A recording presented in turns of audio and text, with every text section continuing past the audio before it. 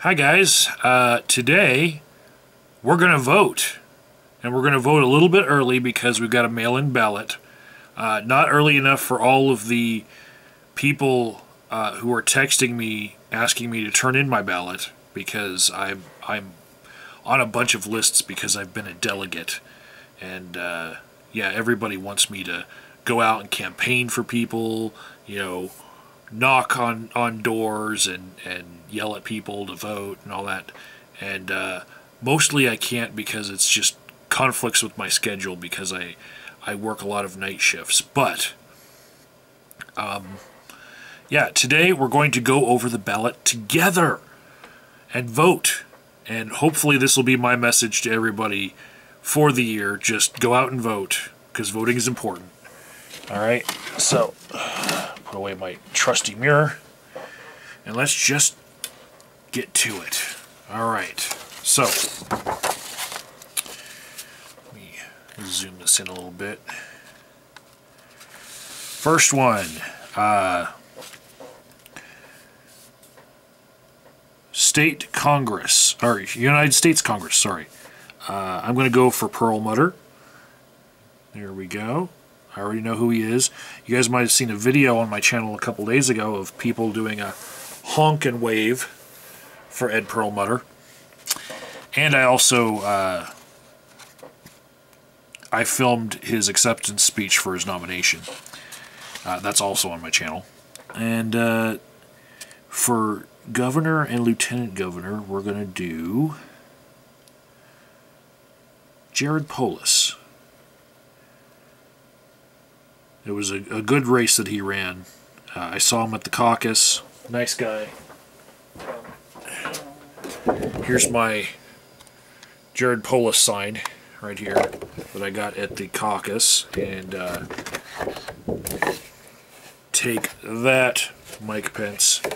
He's making a point that Mike Pence said some very anti-LGBT things, and Jared Polis and his husband are very nice guys, and just wanted to stick it to him. Be the first LGBT governor that we have in our state. That'd be a first for a lot of states if they were to have one. Secretary of State. Right now it's Wayne Williams, and don't like him, and I have a reason, but I can't say it on camera because it would feed the trolls. I'll just put it that way. So Jenna Griswold, we're going to mark this in. I actually might have to go down and talk to Wayne Williams myself about something. Anyways, State Treasurer, we're going to go Dave Young. Although I did see a lot of good candidates in the State Assembly for the Democratic Party. Dave Young is the one that won, out of all those good candidates. Phil Weiser, kind of holding my nose to vote for him, but we'll get it done.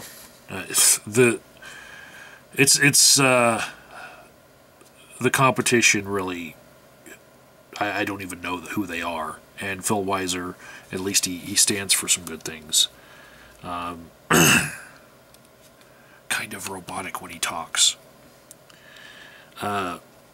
The region at large for University of Colorado, Leslie Smith and her opponent in the primaries, they just came to a decision to just combine their efforts and put forth Leslie Smith, and it was beautiful. That was a beautiful thing. Notice that this guy Otwell is from the Unity Party. That's a weird one. For state representative, I'm going to pick Shannon Byrd. I've got a yard sign for her that I can show you guys. Well, I can't show you all of it because it's freaking huge. But there's my Shannon Byrd yard sign. I'm not just picking down the Democratic candidates as part of the Wave of Blue. I've actually researched this before, and I've been a part of these people's campaigns. This guy running unopposed for Transportation District, I'm just going to vote for him for having the balls to run. Thank you, dude. Emma Pinter, she actually visited my house, as well as Shannon Bird. Emma Pinter went door to door trying to get my vote. Saw her at our lowest level caucus. All right, now I filled in these judges beforehand, okay?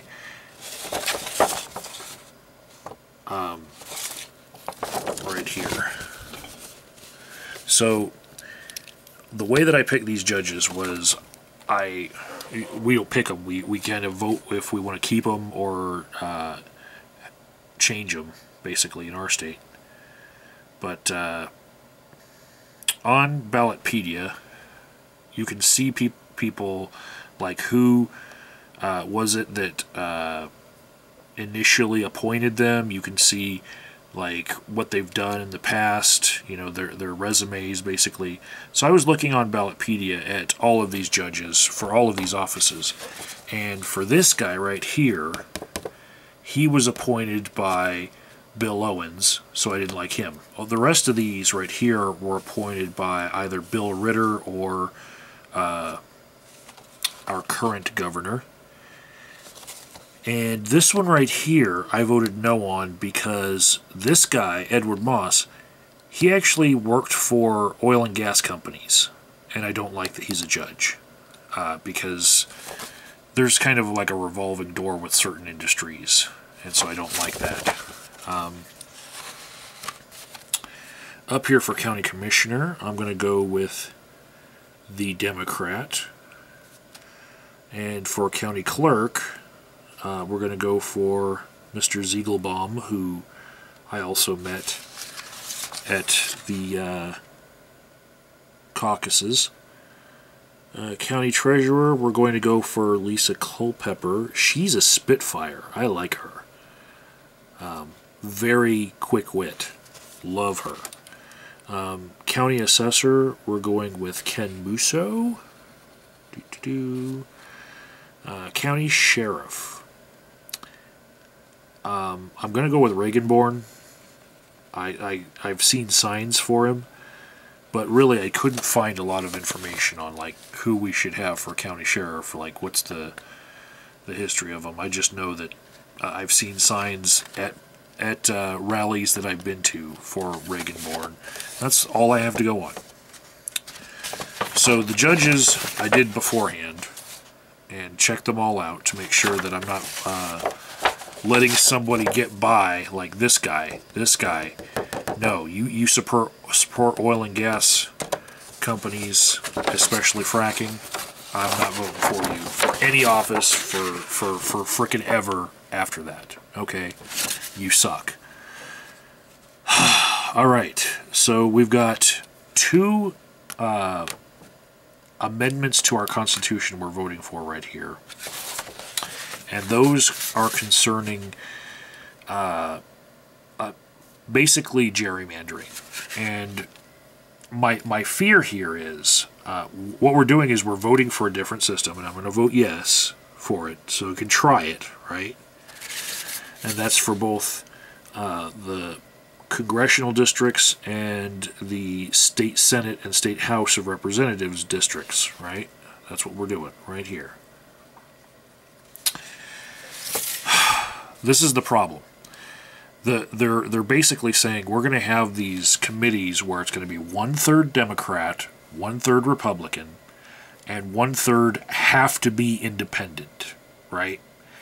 And my fear is, one, we're not going to be able to vote anyone out if they fuck up and start gerrymandering, and two,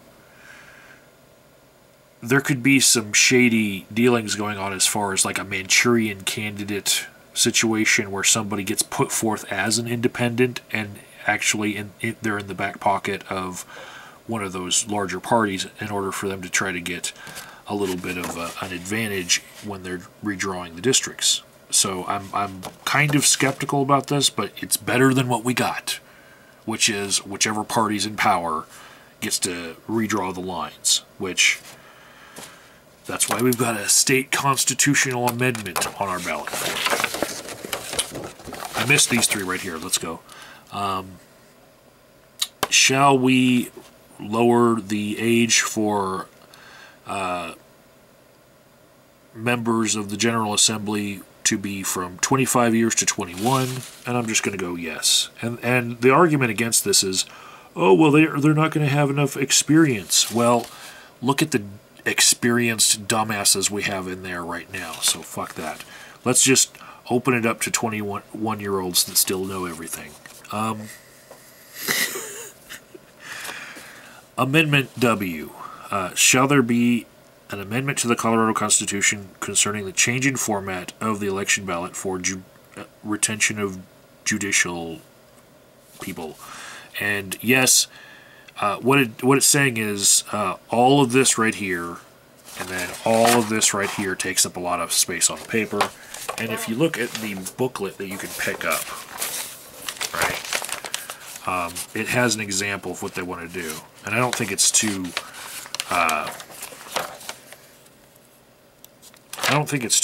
much of a change right here. But basically, this much space right here gets turned into this much space with their new system.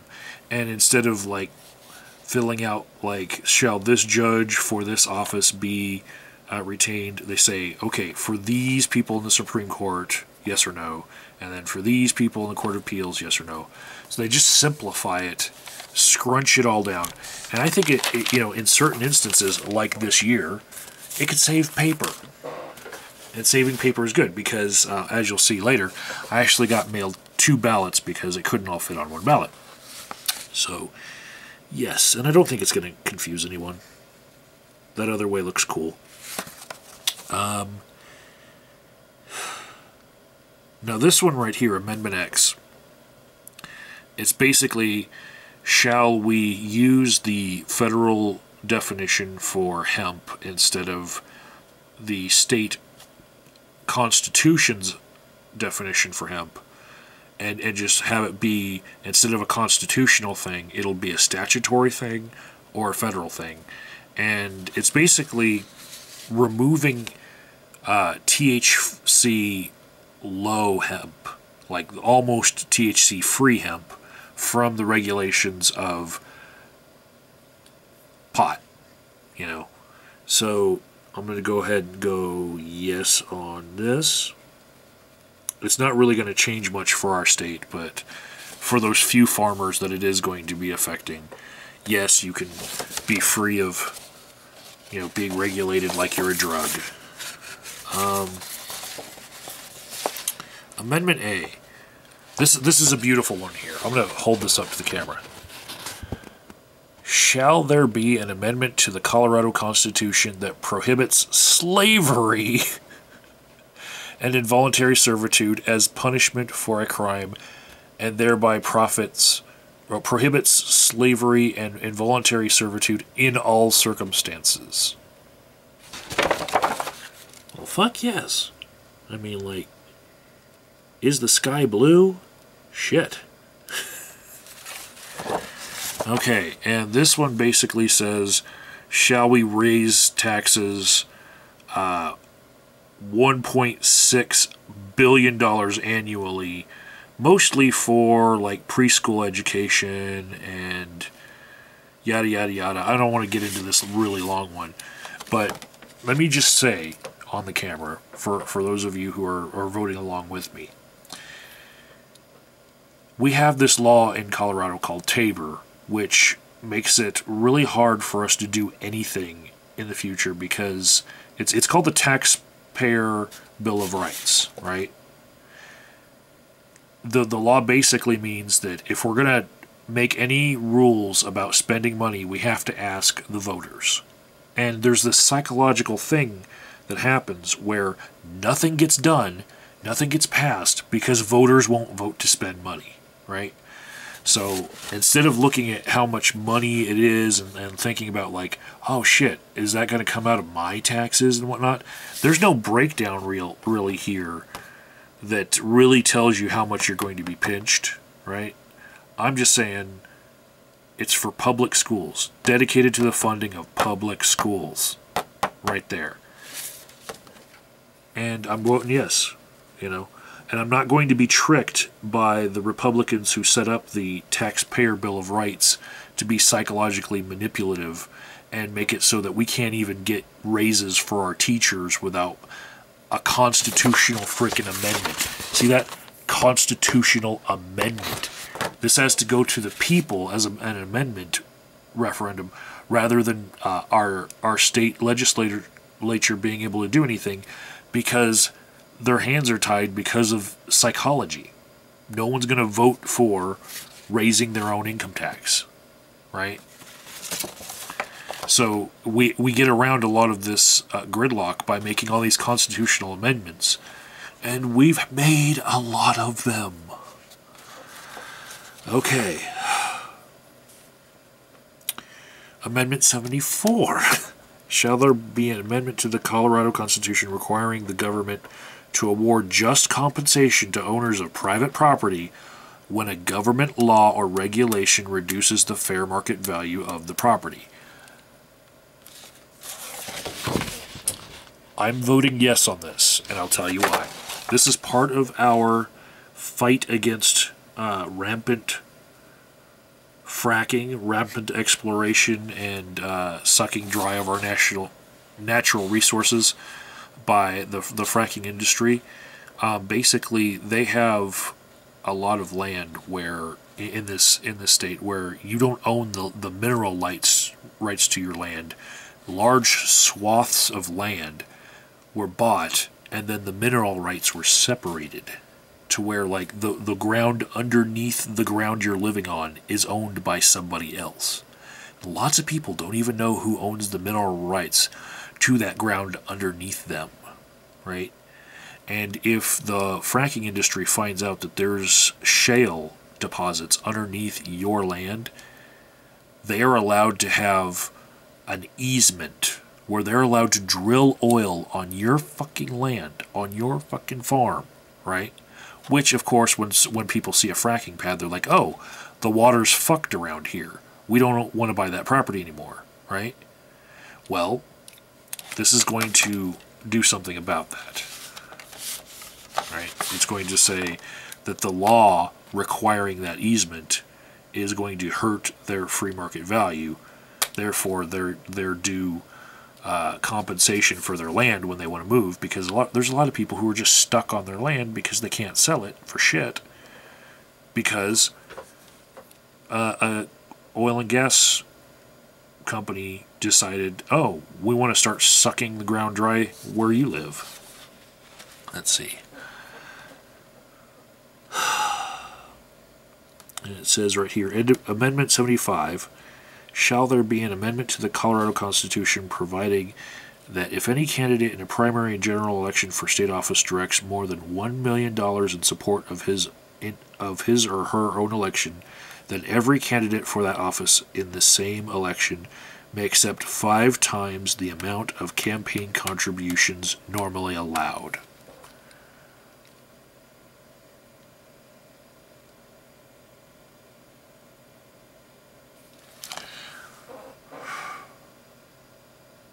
This is a tough one, right? I'm going to say yes, because it's going to prevent lopsided money winning an election. By means of, like, the campaign contribution regulations that we have, basically hurting the little guy who can't raise enough because some other guy had found a way to get around those things. And there are ways around it. See Hillary Victory Fund. Proposition 109. Shall state debt be increased, yada yada yada, for transportation revenue anticipation notes, for specified road and bridge expansion, construction, maintenance, and repair projects. Yes, I like bridges and roads. We'll do that. All right.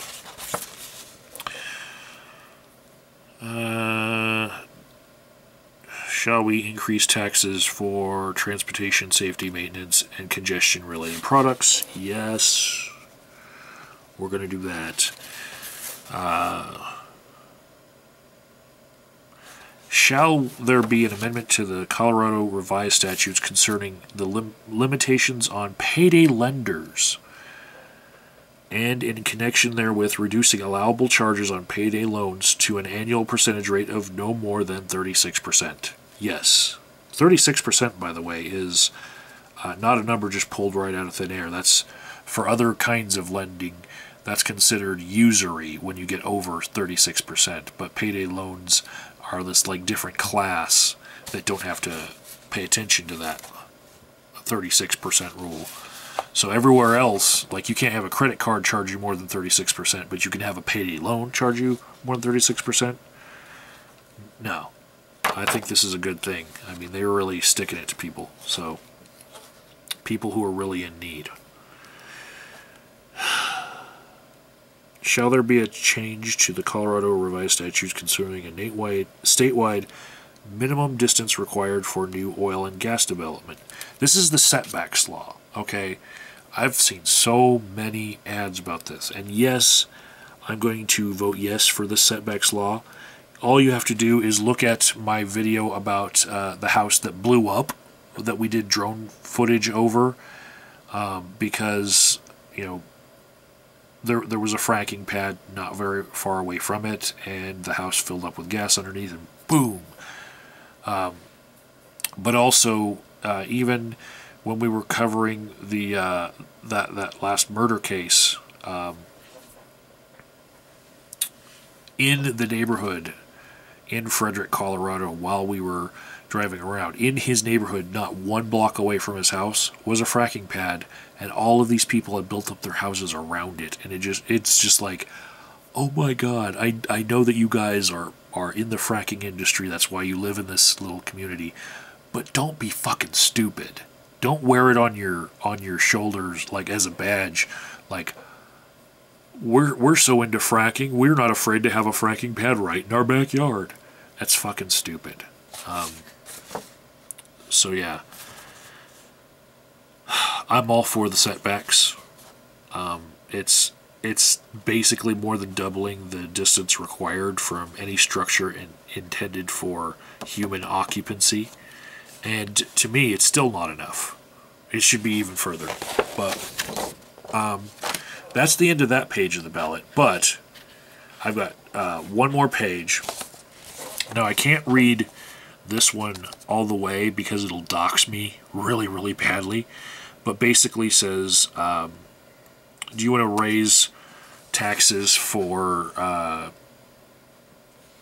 teachers for their pay? And I'm voting yes on that. Okay.